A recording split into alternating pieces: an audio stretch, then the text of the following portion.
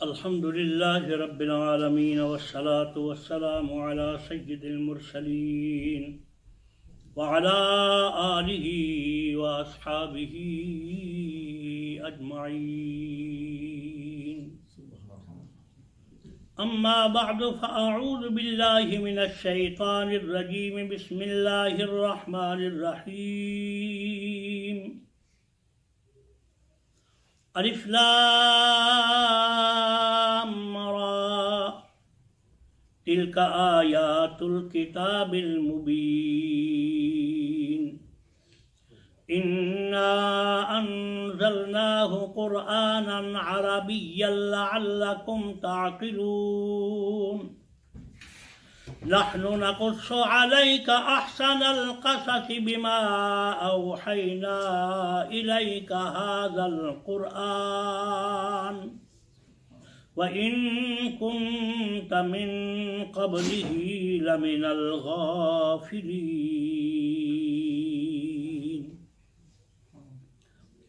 إذ قال يوسف لأبيه يا أبت إني رأيت 11 كوكبا والشمس والقمر رأيتهم لي ساجدين. قال يا بني لا تقصص رؤياك على إخوتك فيكيدوا لك كيدا. سبحان الله. إن الشيطان للإنسان عدو مبين. وكذلك يجتبيك ربك ويعلمك من تأويل الأحاديث سبحان الله. ويتم نعمته عليك وعلى آل يعقوب كما أتمها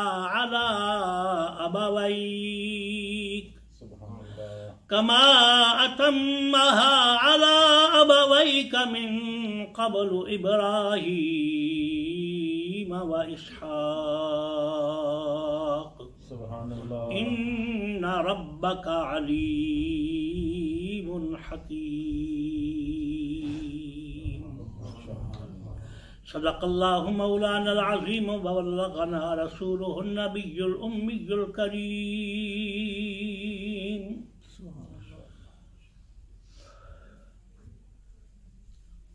حضرات محترم، الحمدللہ آج ہمیں سورہ یوسف شریف کا پہلا رکوع پڑھنے سننے کی سعادت نصیب ہو رہی ہے. تو سورہ یوسف کا درس آج شروع ہو رہا ہے. اللہ تبارک و تعالی ہمیں اپنا پاک کلام پڑھنے کی، سننے کی، اس کو سمجھنے کی، دوسروں کو سکھانے سمجھانے کی اور خود اس پر عمل کرنے کی توفیق عطا فرمائے. قرآن مجید و فرقان حمید کی بے شمار برکتوں، رحمتوں اور خوبیوں سے ایک یہ بھی ہے کہ پڑھنے والا پڑھے اس کو ثواب، سننے والا سنے تو اس کو سننے کا ثواب، اور اگر پڑھنے والا پڑھے کسی کی فرمائش پر پڑھے تو فرمائش کرنے والے کو ثواب. اگر سننے والا اور سننے کے لیے جو اہل ایمان آتے ہیں ان کو کوئی دعوت دینے والا ہو، وہ خود حاضر نہ ہو سکے تو اس کو گھر بیٹھے ہوئے یہاں سننے کے لیے بھیجنے والوں کو بھیجنے کا ثواب. یعنی اس میں اتنی رحمتیں اور برکتیں ہیں کہ جس سائڈ سے بھی کوئی بندہ اللہ کی رحمتوں کا اور اللہ کی برکتوں کا قرآن سے فائدہ حاصل کرنا چاہے، اللہ تبارک و تعالیٰ اس کو ضرور عطا فرما دیتے ہیں. ہم نے ایک حدیث پاک صبح درس کے موقع پر سنی کہ کوئی بندہ فوت ہو رہا ہو تو کوئی بندہ اس کو تلقین کرے. اب کلمہ پڑھنے کی تلقین کا حکم کیا ہے؟ جو زندہ ہوں ان کو کہے جی پڑھو، لیکن جو فوت ہونے والا ہے اس کو مرتے وقت اتنی تکلیفیں، اتنی مصیبتیں، اتنی پریشانیاں، اتنے دکھ درد ہیں کہ اگر کوئی اور اس کو کوئی بات کہے یا کسی طرف توجہ دلائے تو وہ سوچتا ہے کہ میں پہلے مر رہا ہوں، یہ ایک نیا کام ڈال رہا ہے. دنیا میں ہوتا ہے ایسا. تو مرنے والے کے بارے میں حکم کیا ہے کہ اس کے سامنے مقصد یہ ہے کہ کلمہ اسے پڑھنا نصیب ہو جائے، اور مرتے ہوئے جب وہ کلمہ پڑھے گا تو حضور کیا فرماتے ہیں؟ اللہ کریم اس کو جنت عطا فرمائے گا. اس کے ایمان کو سلامتی کے ساتھ اس کے کھاتے میں لکھ دے گا، یہ بندہ ایمان کی موت مرا ہے. اب کلمہ پڑھنے والا دوسرا اس کو ترغیب دے رہا ہے کلمہ پڑھو. شریعت مطہرہ نے منع کیا نا، اس کو نہیں کہنا کلمہ پڑھو. کہیں ایسا نہ ہو خدا نہ خواستہ اس دکھ میں پریشانی میں تمہارے اس کہنے کی وجہ سے وہ کہے میں نہیں پڑھتا، تم پہلے دیکھتے نہیں ہو میں کس مصیبت میں ہوں. تو نتیجہ یہ ہوگا کہ کلمے کا انکار کرنے کی وجہ سے ساری زندگی نمازیں حج روزہ زکاتیں دیتا رہا، مرتے ہوئے کلمے کا انکار کر کے وہ کافر مرا. اس لیے شریعت نے ہمیں یہ حکم دیا ہے کہ تم مرنے والے کے پاس کلمہ شریف پڑھو تو وہ سن کر ہی تمہاری اس جو کاپی کرنے لگ جائے گا اور کلمہ شریف پڑھنے لگ جائے گا. تو اب یہاں یہ بھی عموماً ایسا ہوتا ہے جی کہ جس بندے کی عادت نہ ہو، مثلا اب یہاں اگر ہم کلمہ پڑھنا شروع کریں سارے جتنے نمازی ہیں اور کوئی بندہ چپ کر کے وہاں سے نکل جائے، اب اس کا نقصان کیا ہوگا؟ اس کی عادت یہ بن گئی ہے کہ جب کوئی کلمہ پڑھے تو وہ چپکے سے غصے سے خاموشی سے وہاں سے نکل جاتا ہے. مرتے ہوئے اگر کسی نے اس کے سامنے کلمہ پڑھا، اس کی عادت تو یہ ہے کہ میں نے نہیں پڑھنا، تو نتیجہ کیا ہوگا؟ مرتے ہوئے نصیب نہیں ہوگا کہ اس کی عادت نہیں بنائی. اس لیے ہمارے سنت کو اللہ نے یہ توفیق دی ہے، ہم خود پڑھتے ہیں، دوسروں کو ساتھ ملا دیتے ہیں. جب یہ عادت بنے گی، مرتے ہوئے اگر کانوں میں بات پہنچ گئی تو بندہ خود بخود لگ جائے گا، یوں ہی سمجھے گا میں نے فرضوں کی جماعت پڑھی ہے اور اس کے بعد ساروں کے ساتھ میں مل کر کلمہ پڑھ رہا. یعنی ایک ترغیب کا ایک طریقہ شریعت مطہرہ نے ہمیں بتا دیا، ایسا کرو گے مرتے ہوئے کام آئے گا. اور اگر ایسا نہ کیا، میں نے کیا کہ عادت جو ہے نا وہ مرتے ہوئے بھی کہتے نہیں جاتی جی، تو اس کا نتیجہ جو ہے وہ بڑا نقصان ہوگا جی، بہت نقصان. اب نبی کریم رؤوف الرحیم صلی اللہ علیہ وآلہ وسلم کی اس حدیث کی طرف میں آپ کو توجہ دلانا چاہتا ہوں جو صبح درس میں ڈاکٹر صاحب نے سنائی تھی کہ جب کوئی بندہ کلمہ پڑھے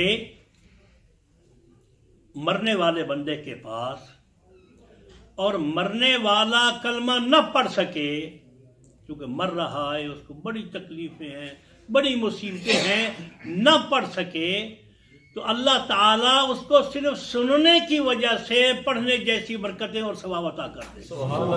اللہ کے فرشتے ایسے ہی لکھیں گے اس نے پڑھ لیا ہے کیونکہ سنا تھا. تو یہ شریعت مطہرہ کا ایک بہت بڑی کرم نوازی ہے اللہ تعالیٰ کی حضور کی امت پر کہ ہم سورہ ملک صرف سنتے ہیں. تو شریعت نے ہمیں کیا بتایا؟ یہ سننا اگر بشرطے کہ مومن ہو ایسا ہی ہے جیسے تم خود اس کے ساتھ پڑھ رہے.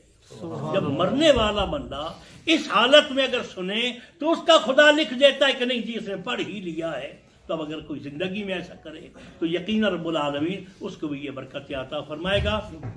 بہرحال یہ بات میں نے اس سے یہ ضمن عرض کر دی کہ قرآن مجید و فرقان حمید کا سننا، اس کو سننے کی ترغیب دینا، خود سنانا، یہ ساری کی ساری اس میں برکتیں ہیں. اور جہاں تک کوئی بندہ اس میں پیچھے چلتا آئے گا، کوئی ذرہ بال برابر بھی اس کا اگر اس کے ساتھ کوئی تعلق ہوگا، اللہ تعالیٰ اس کو بھی محروم نہیں رکھے گا، اس کی برکتیں اس کو بھی ضرور عطا فرمائے گا. خوش نصیبی ہے، اللہ کا شکر ہے ہمیں اللہ نے یہ سعادت بخشی کہ کم از کم ہفتے میں ایک دن ہمیں اللہ کا پاک کلام سمجھنے کی نیت سے، یعنی ایک ہے قرآن مجید پڑھنا، جب صرف پڑھنا ہو تو وہ ذکر اذکار میں آتا ہے، جب پڑھنا ہو تو وہ ذکر اذکار میں آتا ہے، اس کا ثواب ملتا ہے. دوسرا ہے اس کا سیکھنا. آپ کو یاد ہوگا بخاری شریف کی ایک حدیث کریمہ ہے، قرآن مجید و فرقان مجید کے تمام تفاسیر میں رب العالمین جل جلالہ کی اس حکم اور ارشاد کے تحت کہ محبوب صلی اللہ علیہ وآلہ وسلم وَاصْبِرْ نَفْسَكَ مَعَ الَّذِينَ يَدْعُونَ رَبَّهُمْ بِالْغَدَاةِ وَالْعَشِيِّ يُرِيدُونَ وَجْهَهُ. اے محبوب صلی اللہ علیہ وآلہ وسلم آپ اپنے آپ کو ان لوگوں کے ساتھ ٹھہرائیں، آپ ان لوگوں کے ساتھ اپنے آپ کو روکے رکھیں جو خدا کی رضا کے خاطر رب العالمین جل جلالہ کو پکار رہے ہوتے ہیں. اچھا جی، اب یہاں کیا ہے؟ یدعون ربہ، اپنے رب کو پکارتے ہیں. دعائیں مانگنا بھی اس میں مفسرین نے بتایا ہے. اس سے مراد دعائیں مانگنا، جب کوئی بندہ دعا مانگ رہا ہو اس میں شامل ہو جاؤ. حضور کو کیا حکم دیا گیا؟ معلزین یدعون، دعا یدعون ربہم، اپنے رب کو جو بلانے والے ہیں محبوب، آپ بھی اپنے آپ کو ان کے ساتھ روک کے رکھیں. نبی کریم صلی اللہ علیہ وآلہ وسلم کو جب یہ حکم ملا تو حضور گھر تھے، مسجد نبوی میں تشریف لے آئے تو دیکھا کچھ بندے یہ سرکل دائرہ بنا کر بیٹھے ہوئے ہیں. حضور علیہ السلام ان کے پاس کھڑے ہوئے اور دیکھا وہ کیا کر رہے ہیں؟ ذکر اذکار کر رہے ہیں، لا الہ الا اللہ، سبحان اللہ، الحمدللہ. آپ صلی اللہ علیہ وآلہ وسلم تھوڑی دیر وہاں رکے، پھر آگے تشریف لے گئے. جو دوسری گیدرنگ تھی وہاں کیا دیکھا کہ لوگ قرآن مجید و فرقان حمید کے مفہوم کو، شریعت مطہرہ کے احکام کو، مسائل کو سیکھ رہے ہیں، ڈسکس کر رہے ہیں. حضور نے جو یہ فرمایا تھا اس کا مطلب یہ ہے، تم کیا سمجھتے ہو حضور نے کیا فرمایا تھا، اس کا مفہوم کیا ہے؟ تو نبی کریم صلی اللہ علیہ وآلہ وسلم ان میں بیٹھ گئے. جو مسئلے مسائل کر رہے تھے حضور ان میں بیٹھ گئے. تو پھر جب صحابہ نے دیکھا، اب حضور کو دیکھ کر صحابہ کے ایک انداز اپنا ہی ہوتا ہے محبتوں کا اظہار کا. جب محفل ختم ہوئی حضور نے فرمایا سبحان اللہ، اللہ کا لاکھ لاکھ شکر ہے کہ اس نے مجھے ایسے امتی دیے ہیں جن کے مجلسوں میں بیٹھنے کا خود خدا نے مجھے محمد کو حکم دیا ہے. اس کا شکر ہے جس نے مجھے ایسے امتی دیے ہیں جن کی گیدرنگ میں، جن کی محفلوں میں اللہ نے مجھے قرآن میں حکم دیا محبوب ان میں بیٹھا کرو. تو بہرحال قرآن پڑھنا، ذکر کرنا اس کی اپنی برکات ہیں، لیکن اس کا سمجھنا، دین متین کے احکام اور مسائل اس کا اپنا کام ہے. رسول اللہ صلی اللہ علیہ وآلہ وسلم ان مجالس میں بیٹھا کرتے تھے. باقی اور کئی مقام ایسے ہیں کہ حضور نبی کریم صلی اللہ علیہ وآلہ وسلم ان مجالس میں بھی تشریف فرما ہوئے تھے جہاں صحابہ سے وہ ذکر کر رہے تھے. یعنی یہ تو میں نے اس آیت کریمہ کی تفسیر کے بارے میں عرض کیا ہے. تو اللہ تعالی ہماری ان محنتوں کو، ان کوششوں کو اپنی بارگاہ میں قبول فرمائے. اور یریدون وجہا، اللہ تعالیٰ اسے ہم نے اپنے کسی ذاتی مفاد کے لیے، کسی ذاتی مقصد کے لیے نہیں، اس کو راضی کرنے کے لیے بنائے. یریدون وجہا، اللہ کی رضا کے لیے، اللہ تبارک و تعالی جل جلالہ کی خاطر کوئی کام بندہ کرے تو اس میں برکات اور یہ ثواب اتنے ہوتے ہیں. سورہ یوسف رب العالمین جل جلالہ نے نازل فرمائی.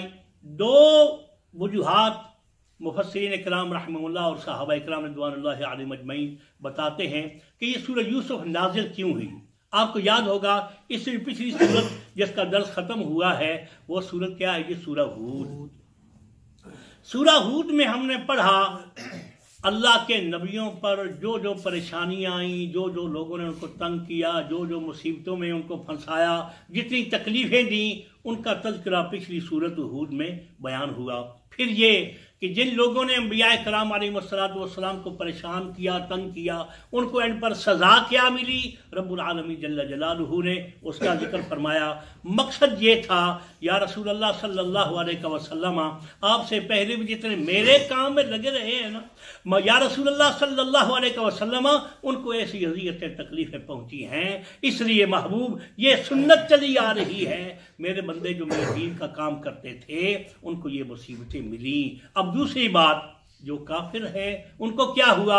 یا رسول اللہ صلی اللہ علیہ وسلم، آپ یہ جو کچھ مصیبتیں برداشت کر رہے ہیں تو تمہارے دشمنوں کے ساتھ بھی وہی کچھ ہوگا جو میرے پہلے رسولوں اور نبیوں کے دشمنوں کے ساتھ میں نے سلوک کیا ہے. یہاں اس میں پہلی تسلی تھی نبی کریم صلی اللہ علیہ وآلہ وسلم کو، اور صبر کا حکم تھا، اور جو منکر ہیں ان کے لیے یہ بھی حکم تھا کہ کافروں کو بھی یہ سنا دو، انجام ان کا یہ ہوا، تم بھی بچو گے نہیں، تمہارے ساتھ بھی حشر یہی ہوگا. یہ دو غرض تھی. پچھلی جو صورت ہے اس میں جتنی باتیں بیان کی گئی، اب یہ صورت پاک یہودیوں کی ڈیمانڈ پر اور مشرکین کی ڈیمانڈ پر رب العالمین جل جلالہ نے نازل فرمائی. لیکن نبی کریم صلی اللہ علیہ وآلہ وسلم کو جو پہلے بتایا تھا کہ انہیں کیا کیا پریشانیاں لاحق ہوئیں، اب یہ بتایا جا رہا ہے اے محبوب صلی اللہ علیہ وسلم. وہاں صرف یہ تھا کہ دشمنوں کو اینڈ پر سزا کیا ملی، اور یہاں یہ بتایا جا رہا ہے محبوب جنہوں نے میرے نام پر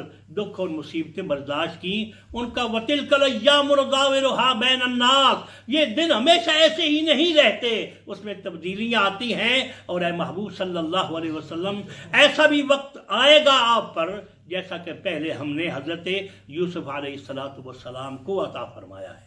اب یہاں ایک مقصد یہ تھا، یوسف علیہ السلام پیدا ہوئے، ہوش سنبھالی، 12 سال کی عمر ہوئی، تو اب وہاں حضرت یوسف علیہ السلام کو جو خواب آیا اس کا میں ذکر آگے عرض کروں گا۔ پہلے میں نے آپ کو عرض کرنا ہے کہ نبی کریم صلی اللہ علیہ وآلہ وسلم کو رب العالمین جل جلالہ نے تسلی دی، ابتدا ہی سے حضرت یوسف علیہ السلام کو گھر سے نکال دیا گیا جی، بھائی لے گئے اور لے گئے کس طرح جی سیر کرائیں گے جی ہم، وہاں کیا کیا، کنویں میں جا کر ڈال دیا۔ اب حضور نبی کریم صلی اللہ علیہ وآلہ وسلم کی حیات طیبہ میں اگر آپ غور فرمائیں آپ کو یہی ملے گا، حضور نبی کریم صلی اللہ علیہ وآلہ وسلم کو مکہ سے نکالا گیا۔ اللہ ارشاد فرماتا ہے اذ اخرجہ الذین کفروا، اے محبوب جب کافروں نے آپ کو نکال دیا تھا گھر سے، الا تنصروہ فقد نصرہ اللہ، اذ اخرجہ الذین کفروا ثانی اثنین اذ ہما فی الغار، اس میں سیدہ صدیق اکبر رضی اللہ عنہ کا تذکرہ، یعنی حضور کو گھر سے نکالا گیا اور فرمایا یہ جا رہا محبوب یوسف علیہ السلام کو بھی نکالا تھا، لیکن اس نکالنے پہ گھبرانا نہیں ہے، دیکھنا یہ ہے کہ پھر کیا ہوا۔ اچھا جی، یوسف علیہ السلام کنویں میں ڈالے گئے، اب اس کنویں نہ کوئی کھانے کے لیے نہ پینے کے لیے، کنویں میں وہ بھی ڈل یعنی اندھا کنواں جس کو کہتے ہیں، جو آباد نہیں ہے، لوگ اس میں سے پانی بھرتے نہیں ہیں، کوئی اگر گزرتا ہو تو وہ دیکھتا ہے کہ جنگل میں یہ کنواں شاید ہو لیکن ہوتا کچھ نہیں ہے، وہ جو تھا تو یوسف علیہ السلام اسی کی وجہ سے نکلے کہ کسی نے دیکھا کہ یہاں اس کنویں کے اندر تو شاید پانی مل جائے، تو پانی کی بجائے یوسف علیہ السلام وہاں تھے۔ اب یہ ایک قید خانہ ہے جی، کنویں کی قید حضرت یوسف علیہ السلام کو ملی، نہ کھانے کو کچھ نہ پینے کو کچھ۔ اللہ تعالیٰ اپنے حبیب کریم صلی اللہ علیہ وآلہ وسلم کو یہ بتا رہے محبوب آپ کو مکہ سے نکالا گیا، قید کیا گیا۔ قید کہاں جی؟ شعب ابی طالب، وہ مکہ مکرمہ کے پہاڑوں کی 2 گھاٹیوں کے درمیان، بس آپ کے ماننے والے، آپ کی ساری فیملی، آپ کے سارے کنبے کے لوگ وہ وہاں رہے، شہر مکہ میں نہیں آ سکتے، بازار سے کوئی نہ سودا خرید سکتا ہے، اور بازار والوں پر پابندی تھی کوئی بندہ ان کو گندم آٹا دانہ کچھ دینے کے لیے نہ جائے۔ تو اب یہاں نبی کریم علیہ السلام کو وہ جو قید خانے کی صورت ہے بتایا جا رہا ہے محبوب یوسف علیہ السلام کے ساتھ بھی تو ایسا ہوا تھا، لیکن پھر محبوب یہ دیکھنا ہے اس کے بعد پھر کیا ہوا۔ یوسف علیہ السلام پر تانے کسے لوگوں نے، نہ جانے کیا کیا بدنامی اور الزام لگائے گئے، حضور نبی کریم صلی اللہ علیہ وآلہ وسلم کے ساتھ کیا کیا سلوک ہوا۔ محمد کہنے کے لوگ تیار نہیں ہیں، تعریف والا عظمت والا کہتے ہیں ان کو مذمم کہو، محمد نہیں، حضور کو تکلیف ہوئی نا، تو اللہ تعالیٰ کیا فرماتے ہیں؟ فرماتے ہیں محبوب ہم نے تجھے بھی بچایا ہے، تیرے نام کو بھی بچایا ہے، تاکہ ان پریدوں کے نام پر محمد کا نام ہی نہ آئے۔ اتنا پاک نام ہے تیرا، میں چاہتا ہوں کہ ان پریتوں کے منہ پر تیرا نام نہ آئے، اسی وہ مذمم کہتے تو کہتے رہیں، وہ کسی اور کو کہتے ہوں گے۔ اب نبی کریم صلی اللہ علیہ وآلہ وسلم کو بھی قرآن مجید میں رب العالمین ارشاد فرماتے ہیں وَاصْبِرْ وَمَا صَبْرُكَ، اے محبوب صلی اللہ علیہ وآلہ وسلم آپ بھی صبر کیجئے۔ یہ سورہ نحل کی آخری آیات کریمات میں ہے، اینڈ یہ ہے وَلَا تَحْزَنْ عَلَيْهِمْ وَلَا تَكُ فِي ضَيْقٍ مِّمَّا يَمْكُرُونَ، اے محبوب آپ نے دل کو تنگ نہیں کرنا، تنگ دل نہیں ہونا، اور غم بھی نہیں کرنا ان کی سزاؤں پر۔ کیوں؟ اس کے بعد وہ کچھ تجھے عطا ہونے والا ہے جو میں پہلے یوسف علیہ السلام کو دے چکا ہوں جی۔ اچھا جتنی مصیبتیں پریشانیاں آئیں، اینڈ پہ کیا ہوا جی؟ یوسف علیہ السلام کو اینڈ پر کیا ہوا؟ اللہ نے بادشاہت اور حکومت عطا فرما دی۔ یہ ساری باتیں حضور کو بتائی جا رہی ہے، اے محبوب پریشان ہونے کی کوئی بات نہیں، یہ دکھ سکھ آتے جاتے رہتے ہیں، فَإِنَّ مَعَ الْعُسْرِ يُسْرًا إِنَّ مَعَ الْعُسْرِ يُسْرًا، کوئی بات نہیں، وقت ہمیشہ ایک جیسا نہیں ہوتا، دکھ آتے ہیں تو پھر سکھ بھی آتے ہیں اور تنگی بھی آتی ہے، پھر اس کے بعد کھلی بھی حالات مل جاتے ہیں، کوئی ایسی محبوب پریشان ہونے کی بات نہیں ہے۔ تو یہ پوری صورت جو ہے یہ نبی کریم صلی اللہ علیہ وآلہ وسلم کو تسلی دینے کے لیے ہے، محبوب پریشان ہونے کی کوئی بات نہیں۔ پہلے ان کی باتیں سنائی تھیں، اب یہاں نبی کریم صلی اللہ علیہ وسلم کو ذاتی طور پہ محبوب تجھے کیا ملے گا، ہم پہلے نبیوں کو یہ سب کچھ عطا فرماتے رہے، بادشاہیاں بھی ان کی، اور پوری قوم بالآخر قدموں میں آ جاتی ہے۔ اب اگر غور کر لیں، حضرت یوسف علیہ السلام شہر میں قحط پڑ گیا، نتیجہ کیا ہوا؟